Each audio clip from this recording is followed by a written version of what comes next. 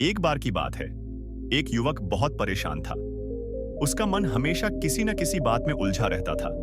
कभी पुराने दुख, कभी आने वाले डर और कभी अधूरी इच्छाएं। उसे लगने लगा था कि उसका मन ही उसका सबसे बड़ा दुश्मन है।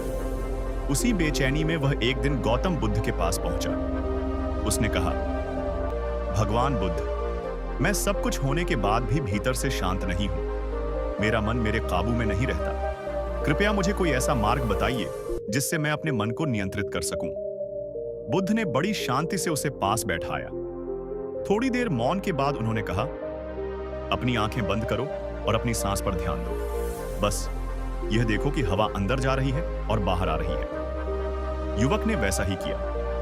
कुछ ही पलों में उसका ध्यान बाहरी दुनिया से हटकर अंदर की तरफ आने लगा। बुद्ध बोले, जब भी मन भटके उसे जबरदस्ती मत रोको। बस देखो कि वह कहां जा रहा है।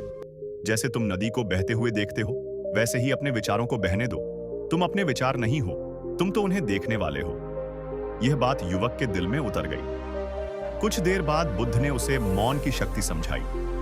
उन्होंने बताया कि अधिक बोलना और शोर शराबा मन को और अधिक अशांत कर देता है, लेकिन जब मनुष्य चुप रहकर खुद को सुनता है तब उसे असली शांति का अनुभव होता है।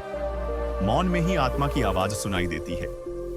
फिर बुद्ध ने इच्छाओं की ओर संकेत करते हुए कहा कि मन की अशांति का सबसे बड़ा कारण इच्छाओं का अंतहीन खेल है। जितनी अधिक इच्छाएं, उतनी अधिक बेचैनी। जब मनुष्य कम में संतोष करना सीख लेता है, तब उसका मन अपने आप शांत हो जाता है। अंत में बुद्ध ने एक बात और कही, जो बदल नहीं सकता उसे स्वीकार करना सीखो।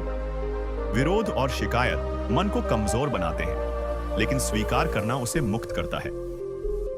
यह सुनकर युवक समझ गया कि शांति बाहर नहीं, बल्कि उसके भीतर ही है। उस दिन के बाद उसने इन बातों को अपने जीवन में अपनाना शुरू किया और धीरे धीरे उसका चंचल मन शांत जल की तरह स्थिर हो गया। अब उसका मन उसका शत्रु नहीं, उसका मित्र बन चुका था।